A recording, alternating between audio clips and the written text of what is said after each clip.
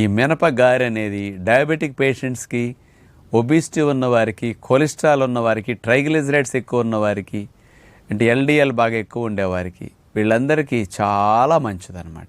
ఈ లెవెల్స్ని పెరగనివ్వు. ఇట్లాంటి ట్రబుల్స్ని తగ్గించడానికి ఇది బాగా సపోర్ట్ చేస్తుంది. ఇడ్లీ ఇలాంటి జబ్బులకి ఫ్రెండ్లీ అనమాట. షుగర్కి, కొలెస్ట్రాల్కి, ట్రైగ్లిజరైడ్స్కి, బరువు పెరగటానికి ఫ్రెండ్లీ. కాబట్టి ఇలాంటి వాటికి ది బెస్ట్ ఈ మినప గారె. కానీ దీన్ని హెల్దీగా ఎలా చేసుకుంటే మంచిది? ఈ రోజుల్లో కూడా చాలా బాగా చేసుకోవచ్చు మీరు నూనె లేకుండా కూడా. ఎలాంటి చట్నీల్లో ఈ మినపగారి తింటే మంచిది అనేది నేను చెప్తాను. పొట్టు తీయకుండా మినుములనే, మినపప్పునే నానపెట్టేసి ఆ పప్పుతో పాటు రుబ్బేసుకోండి మీరు. ఆ మినపిండిలో ఉల్లిపాయ ముక్కలు, పచ్చిమిరపకాయ ముక్కలు, అల్లం ముక్కలు, జీలకర్ర ఇలాంటివి వేసుకోండి సరిపడా. దీనికి కొంచెం నిమ్మరసం కలపండి, కొంచెం